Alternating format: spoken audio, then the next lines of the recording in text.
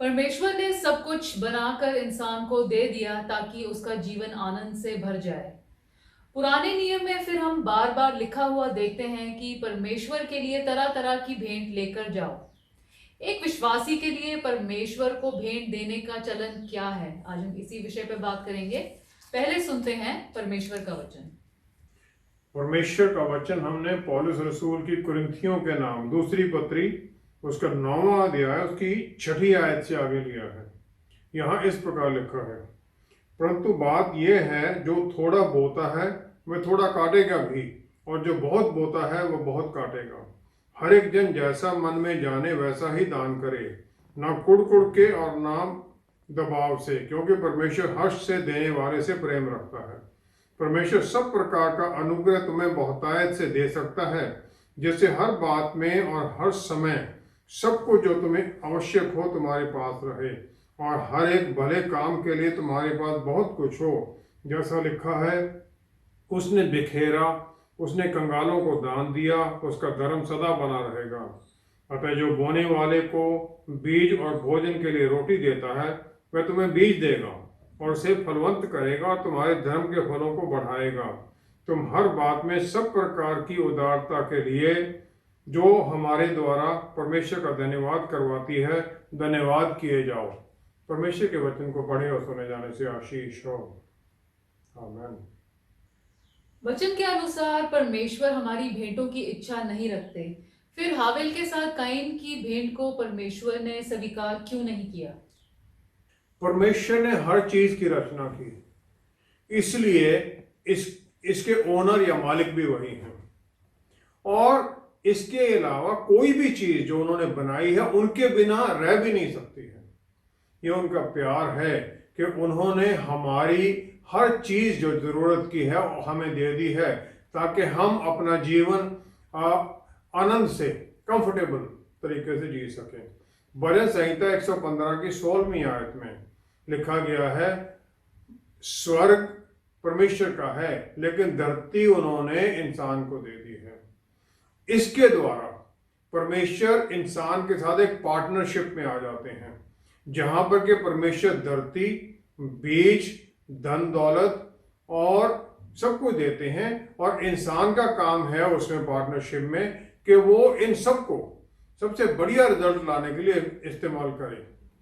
परमेश्वर सब कुछ फिर हालात बना देते हैं ताकि हर चीज का अच्छा फल भी मिले।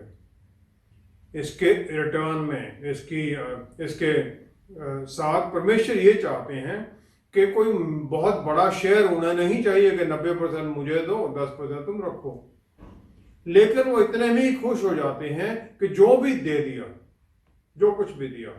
भजन संहिता 119 की 17 में ये पार्टनरशिप और भी बलवंत हो जाती है जब परमेश्वर हमारी प्रार्थनाओं के उत्तर के अनुसार हमारे साथ बाउंटीफुली बहुतायत में डील करते हैं ताकि हम जिंदा रह सकें, और फिर हम उनके वचन का पालन कर सकें ताकि हम आज्ञाकारिता का जीवन व्यतीत कर सकें।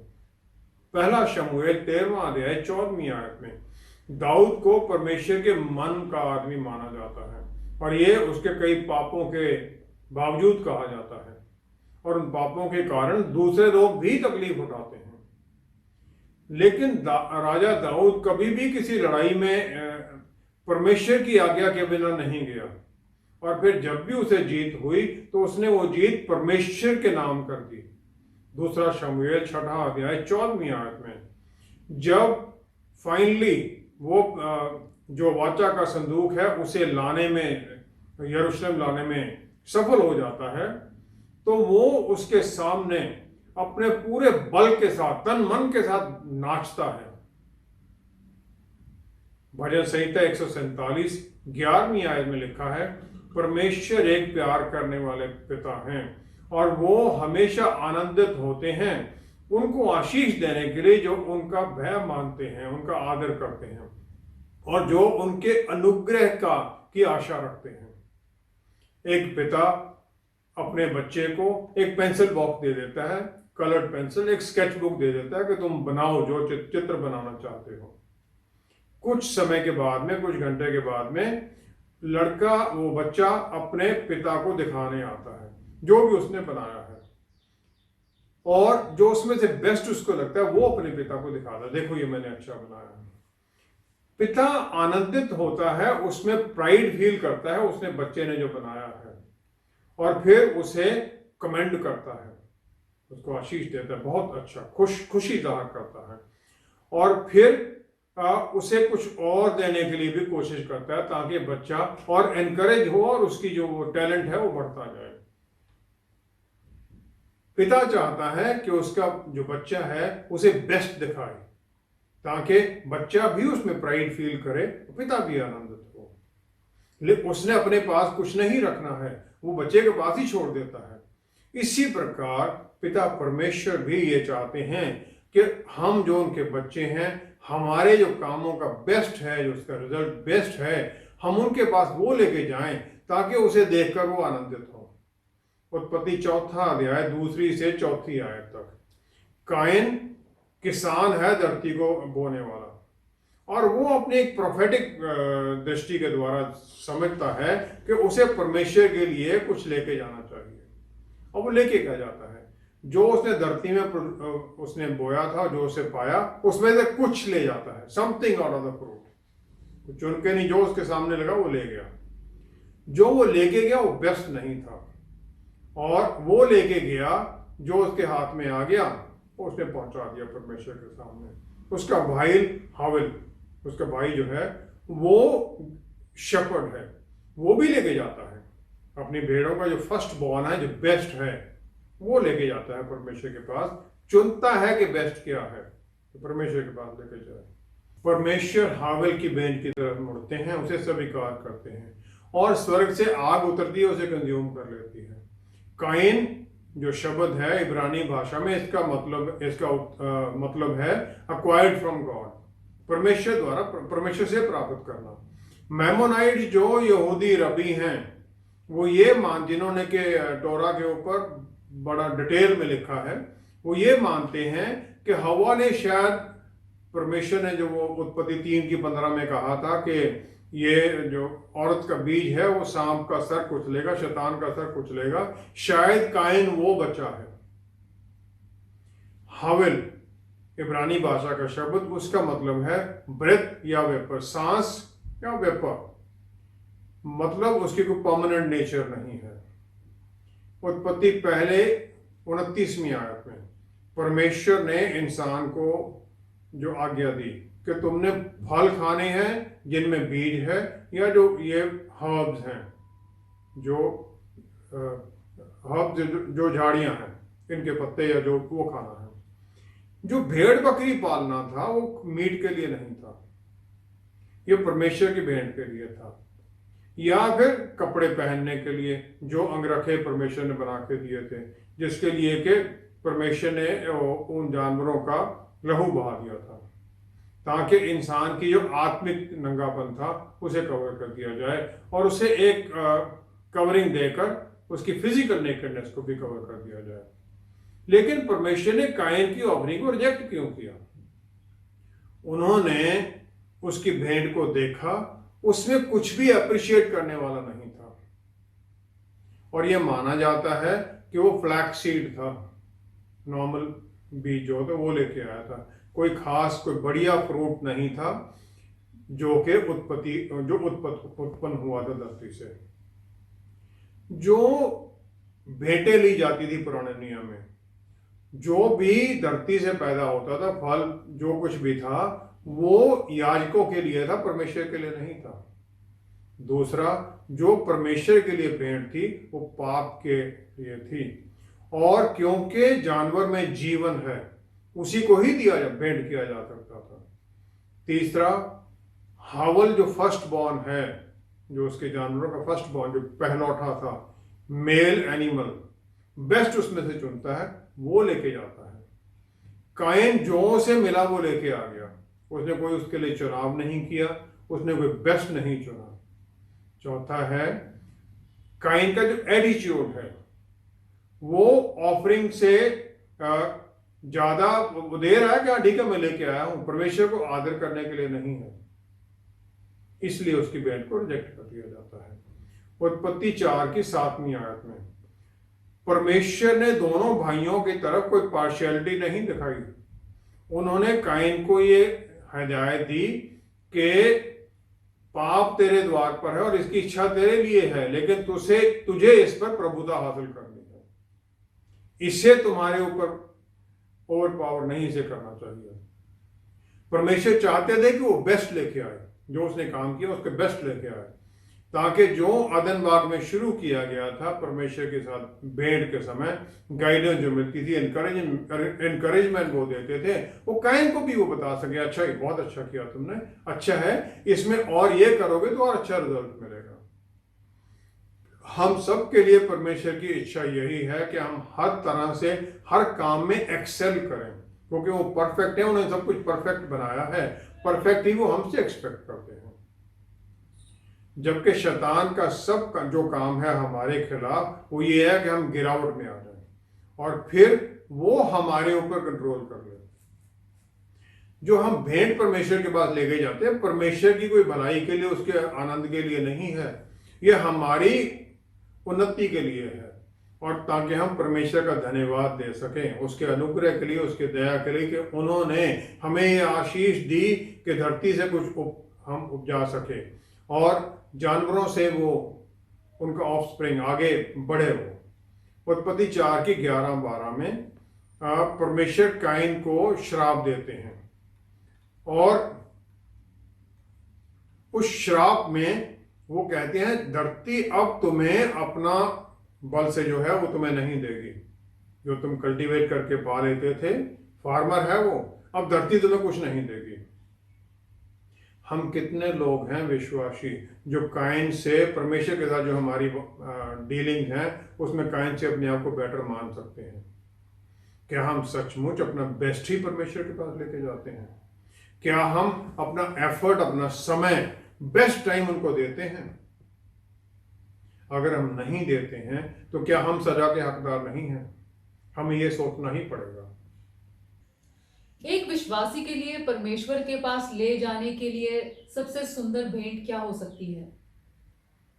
पुराने नियम में तरह तरह की भेंटें ले जाई जाती थी और वो सैक्रिफाइसेस परमेश्वर को देते थे और ये रेगुलर बेसिस पर था, और ये सब जो भेंटें थी प्रभु यीशु के सैक्रिफाइस को पॉइंट करती थी, क्योंकि उन्होंने वो सब कुछ सलीब के ऊपर हमारे लिए पूरा कर दिया। परमेश्वर 1 कुरिन्थियों 10 की 31 में लिखा है कि हम सब कुछ परमेश्वर की महिमा के लिए करें। फिर कुलोसियों की पत्री 3 अध्याय 17वीं आयत में लिखा है हम ये सब कुछ प्रभु यीशु के नाम में करें। और फिर लिखा है कि हमारे सब जो काम हैं वो इम्पेरिशेबल, जो नष्ट ना होने वाला मुकुट है, और वो पाने के लिए करें। और फिर हम ऐसे बगैर किसी निर्धारित निश्चित जगह जाने के बजाय ऐसे भागते न रहें। 1 कुरिन्थियों 9 की 24 से 27 में ये दोनों बातें लिखी गई हैं। उत्पत्ति 12 की 1 आयत में अब्राहम को परमेश्वर कहते हैं कि अपने परिवार को छोड़, जहां तुम पैदा हो वो छोड़, जिस जमीन पर तुम है इसको छोड़ दे, वहां जा, वो जमीन जहां जो तुम्हें मैं दिखाऊंगा। उसे कोई जगह नहीं बताई गई। उत्पत्ति 22 की 2 आयत में परमेश्वर फिर अब्राहम को आज्ञा देते हैं अपने पुत्र को लेके जा, तुम्हारा इकलौता पुत्र इसाक जिसे तुम प्यार करते हो, तुम मोरिया पर्वत की तरफ जाओ और वहां पर तुम बर्न्ट ऑफरिंग की तरह उस पहाड़ के ऊपर तुम इसे ऑफर कर दो। वो जगह मैं तुम्हें बाद में बताऊंगा। दोनों परिस्थितियों में अब्राहम को सैक्रिफाइस के लिए बताया गया। पहला तो ये है जो रिश्ते उसके हैं, जिनके ऊपर हम, रिश्तेदारों के ऊपर हम पीछे उनके ऊपर डिपेंड हो जाते हैं किसी जरूरत के समय पर, वो छोड़ दे वो सब कुछ। दूसरी सैक्रिफाइस उसका पुत्र है जो उसे ओल्ड एज में मिला है, परमेश्वर का वायदा पूरा हुआ है उस पुत्र के अंदर, उसे कुर्बान करना है।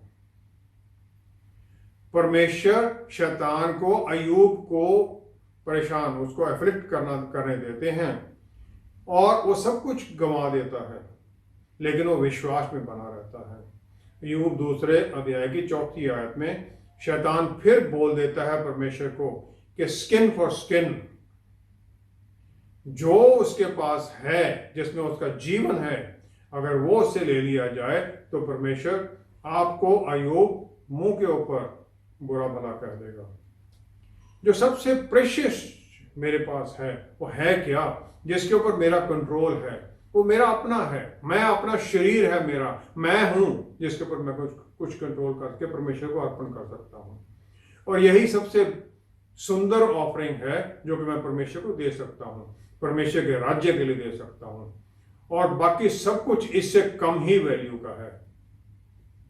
अब्राहम की जो भेंट थी आइजक, सबसे मुश्किल भेंट थी, क्योंकि जो पुत्र है उसका एयर है, उसका उत्तराधिकारी है, वो सब कुछ जो अब्राहम ने कमाया है। यिर्मयाह 17 की 10वीं आयत में पर लिखा है, परमेश्वर मनों को जानते हैं, फिर वो माइंड को टेस्ट करते हैं ताकि हर एक इंसान को उसके कामों के द्वारा, उसके कामों के फल के द्वारा उसे दिया जाए। मत्ती 15 की 19वीं आयत में लिखा है, पर प्रभु यीशु कहते हैं कि मन से, हार्ट से बुरे विचार निकलते हैं जो कि बुराई की तरफ लेके जाते हैं। जो मैं कहता हूं कि मैं अपने आप को उनके सामने भेंट कर दूं, इसका मतलब यह नहीं कि मैं लटक के मर जाऊं, लेकिन यह है कि मेरी इच्छाओं को, अपनी विल को सरेंडर कर दूं प्रभु यीशु के सामने, जैसे प्रभु यीशु ने किया। परमेश्वर थे वो कहते मैं अपने आप कुछ भी नहीं कर सकता। लूका 10 की 25 से 27 में प्रभु यीशु ने, और स्क्राइब जो वकील थे, उनका उत्तर यही था कि अगर वो पूछते हैं मैं इटर्नल लाइफ के लिए क्या करूं, वो कहते love the lord your God with all your heart, with all your soul, with all your strength, with all your mind. वो जो स्क्राइब था वो ये समझ लेता है कोई इस कमांडमेंट को वो पूरा कर सकता है, लेकिन क्या हम इसके पूरे मायना समझते हैं? इसका मतलब है कि सब इच्छाओं को, अपनी पर्सनल विल जो है वो सब छोड़ देना, सब विचार, सब विश्वास जो माइंड है, सब फीलिंग जो सोल में है, सब कुछ जो मेरे पास है, स्ट्रेंथ, धन दौलत, सब कुछ उनके सामने छोड़ देना, उस सब से उन्हें प्यार करना, उनके सामने अर्पण करने के लिए प्यार कर देना। शरीर, धन दौलत, जो भी रिसोर्सेज हैं, वो सब पर्सनल गोल्स मैं क्या करना चाहता हूं, सब कुछ परमेश्वर के सामने छोड़ देना। परमेश्वर ही हैं जो हमें ये करने के लिए सहायता कर सकते हैं। आदम और हवा का जो पाप था वो एक खास इसी बात का उल्लंघन था कि उन्होंने जो परमेश्वर के साथ रिश्ता था, जिसमें उन्होंने सब कुछ उसे दिया था, उस रिश्ते पर ही उन्होंने शक कर दिया। हम परमेश्वर पर विश्वास रखते हुए अपने आप को उनके सामने भेंट करते हैं, उनको आदर देते हैं, क्योंकि वो वर्दी है, सब कुछ उन्हीं का तो बनाया हुआ, कंट्रोल उन्हीं का है हमारे ऊपर, मेरे अगले सांस पर उनका कंट्रोल है। पौलुस रसूल ने अपना पूरा जीवन परमेश्वर की आज्ञाकारिता में, उनके आज्ञाकारिता में जिया। प्रेरितों की पुस्तक 22 से 22वां अध्याय 3-4 आयत में लिखा है कि वो कहते हैं कि मैं परमेश्वर के लिए पूरी तरह जेलस था, और इसीलिए मैंने उस समय पुराने यहूदी रूप में मैंने विश्वासियों को भी परसिक्यूट किया, उन्हें सजा देने की कोशिश की। और वो कहते हैं कि मैं उस समय मानता था कि परमेश्वर की ये अच्छी सेवा है। उसके बाद में वो प्रभु यीशु से मिलते हैं दमिश्क के रास्ते में, और सब कुछ बदल जाता है। दूसरा तीमुथियुस 4 अध्याय 6-7 आयत। तीमुथियुस को ये दूसरी पत्री पौलुस रसूल लिखते हैं रोम से। समय है जबकि रोमी शासक उनका वध करने को तैयार है। तीमुथियुस को वो अपना प्यारा पुत्र मानते हैं विश्वास में। फिर वो कहते हैं कि अब मैं अर्क के समान उंडेला जाता हूं और मेरे कूच का समय आ पहुंचा है। मैं अच्छी कुश्ती लड़ चुका हूं, मैंने अपनी दौड़ पूरी कर ली है, मैंने विश्वास की रखवाली की है, विश्वास की रखवाली की है। उन्होंने जो प्रभु यीशु ने उनके बारे में कहा था, प्रेरितों की पुस्तक 9वां अध्याय 15वीं-16वीं आयत में, जो प्री डिसाइडेड था, पहले ही निश्चित था, पूरा किया। प्रभु यीशु कहते हैं ये मेरा चुना हुआ जन है जो जेंटाइल्स के सामने, राजाओं के सामने और इजरायलियों के सामने मेरे नाम की गवाही देगा। और फिर प्रभु यीशु ने कहा अनानियास को, मैं इसे दिखाऊंगा कि मेरे नाम के लिए इसने और कितने दुख सहने हैं। हर एक विश्वासी को परमेश्वर के लिए अपना बेस्ट ही देना है। मेरी पूरी होंद का जो बेस्ट है, मैं वहां जाऊं जहां वो चाहते हैं। मेरे बेस्ट रिसोर्सेज, टाइम मेरा, एफर्ट मेरा, मैं बेस्ट एफर्ट लगाऊं। इजरायलियों ने अपने फर्स्ट फ्रूट दिए, लेफ्ट ओवर्स नहीं। मेरा समय बेस्ट जो है, जिस समय मुझे कोई चीज डिस्टर्ब नहीं कर सकती है, जिस समय मुझे कोई डिस्ट्रैक्ट नहीं कर सकता है, ताकि मैं जो मेरा सबसे बढ़िया एफर्ट है वो उसके द्वारा मैं काम करूं, ताकि फिर मेरे काम के द्वारा परमेश्वर को महिमा मिले। परमेश्वर को महिमा मिलती है जब मैं कोशिश करता हूं उनके बल में चलने की, उनकी आज्ञाकारिता में चलने की, वचन की आज्ञाकारिता में चलने के लिए, स्वर्ग राज्य में काम के लिए मैं जब भी बढ़ूं तो अपना पूरा तन मन धन पूरे तरह से, पूरे जोश के साथ, पूरे जोर के साथ काम करूं, ताकि फिर मेरे काम को वो देखें और इसका असर भी आगे दिखाई दे। तभी मेरी वो बेस्ट ऑफरिंग हो सकती है। पुराने नियम में टायत और दूसरी भेंट भी दी जाती थी। क्या आज के युग में वो सब और दशमांश देना जरूरी है, खास तौर पर ऐसी महामारी के समय में? हमें ये समझना बहुत जरूरी है कि पुराने नियम में जो भेंटें दी जाती थी वो किस लिए दी जाती थी। सबसे पहला मकसद तो ये था कि हम परमेश्वर का धन्यवाद करें, सबसे बेस्ट लेके जाएं। दूसरा ये था, जो लेवी थे, जो याजक लोग थे, जो परमेश्वर के भवन में काम करने के लिए रखे गए थे, उनको कहाँ से खाने के लिए मिलना है, क्योंकि वो कोई मेहनत तो करते नहीं थे, तो वहीं पर सारा दिन उनका काम होता था। उनके परिवारों को किस प्रकार सपोर्ट किया जाए, तो परमेश्वर ने यह लगा दिया कि इस प्रकार उनको सपोर्ट किया जाएगा ये भेंटों के द्वारा। सिर्फ जो भेंट थी उसका एक ही हिस्सा था, एक पार्ट था, जो कि ऑल्टर के ऊपर आग में रख दिया जाता था। बाकी सब कुछ तो याजक को दिया जाता था। मलाकी 3 अध्याय 8 से 12वीं आयत में परमेश्वर कहते हैं कि दशमांश या भेंटे ना लेके आना परमेश्वर को लूटने के समान है, और जो ये भेंटे हैं परमेश्वर के घर में भोजन के लिए हैं। परमेश्वर के घर में भोजन के लिए इसमें 2 चीजें हैं, एक तो ये है कि भोजन, और दूसरा है और परमेश्वर का घर। प्रकाशित वाक्य 3 की 20वीं आयत में प्रभु यीशु कहते हैं, मैं खटखटाता हूं द्वार, जो खोलेगा मैं अंदर आऊंगा, उसके साथ मैं भोजन करूंगा। क्या प्रभु यीशु हमारे साथ नॉर्मल खाना खाने के लिए आ रहे हैं? लूका 10वां अध्याय 39 से 42वीं आयत में प्रभु यीशु लाजरस के घर में है। लाजरस जिसे चौथे दिन वो जिंदा कर देते हैं, उसके घर में है। मार्था उसकी बहन लगी हुई है किचन में चारों तरफ भाग दौड़ में कि बेस्ट जो है वो प्रभु यीशु को दिया जाए। मेरी या मरियम जो उसकी बहन है वो प्रभु यीशु के चरणों में बैठी है और वो सुन रही है उसके वचन को, और उससे वो खा रही है और उसी को वो अपने पचा रही है, अपने शरीर में उसे ले रही है, अपने हार्ट में, मन में ले रही है। मटेरियल नीड्स जो हैं, जो खाना भोजन सब कुछ जो है ये भी जरूरी हैं, लेकिन जो आत्मिक जरूरतें हैं वो भी उतनी ही जरूरी हैं। और जो परमेश्वर के घर में आता है उसे वो सब कुछ मिलना चाहिए, मटेरियल भी आत्मिक भी। परमेश्वर का घर क्या सिर्फ वो चर्च की बिल्डिंग है? यूहन्ना 1 अध्याय 12वीं आयत में परमेश्वर कहते हैं, जितनों ने विश्वास किया, उसे ग्रहण किया, वो उसके परिवार का हिस्सा बन गए। परिवार के हिस्से की जो जिम्मेवारी है, परिवार जो उसका जो लोग हैं, परमेश्वर उनकी जरूरतें पूरी करते हैं, और वो जरूरतें जो कलीसिया उसके द्वारा पूरी की जाती हैं।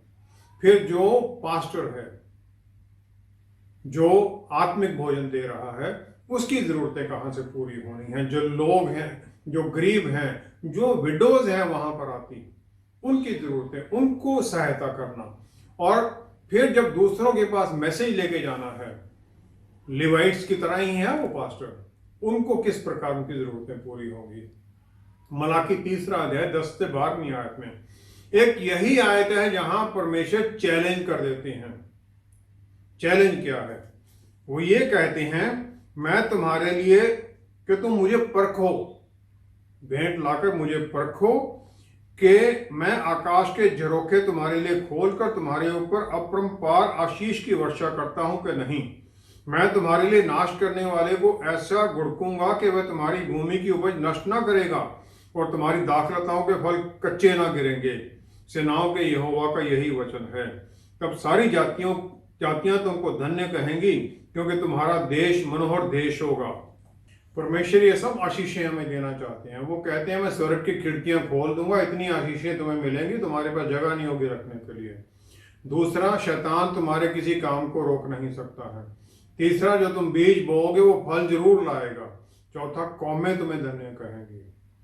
उत्पत्ति 39 में दूसरी तीसरी आयत में हम देखते हैं यूसुफ पोतीफार के घर में दास है। परमेश्वर उसके हर काम को सफल कर देते हैं।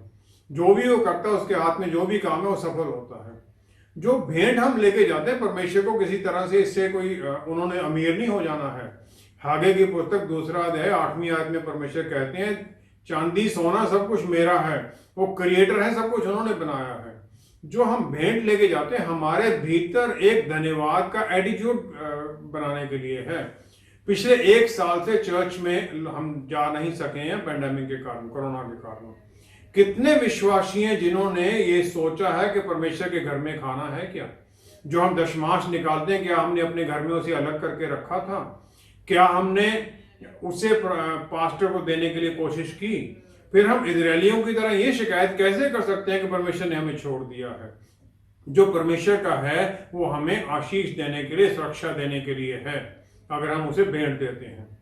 बहुत लोग ये मान लेते हैं प्रभु यीशु ने व्यवस्था को पूरा कर दिया तो ये भेंट दशमांश सब बंद हो गया है। मत्ती 23 में प्रभु यीशु जो स्क्राइब और फरीसी उन्हें कहते हैं कि तुम छोटी छोटी चीजों को तो दशमांश देते हो, जो बड़ी व्यवस्था की बातें हैं, न्याय, दया और विश्वास, इसको तुम छोड़ देते हो। वो कहते हैं टाइथिंग के साथ ये सब कुछ भी करो। 2 कुरिन्थियों 9वां अध्याय 6 से 8वीं आयत तक पौलुस रसूल भेंटों को वो कहते हैं जो ज्यादा बोएगा वो काटेगा भी ज्यादा। मत्ती 21 की 33 से 46वीं आयत तक प्रभु यीशु एक वो पैराबल बताते हैं। वो विनयार्ड एक बंदा बना देता है, एक इंसान, और फिर वो अपने विनयार्ड को लीज पर दे देता है। जो लीज होल्डर्स हैं वो जब उनका नौकर आता है उसे कुछ नहीं देते, वो अपने पुत्र को भेजते हैं तो उसे भी वो मार देते हैं। प्रभु यीशु अपने बारे में ये बताते हैं। क्या जो हमारे पास है हम ये सोचते रहे कि ये सब कुछ हमारा है और इसमें परमेश्वर का कोई हिस्सा नहीं है?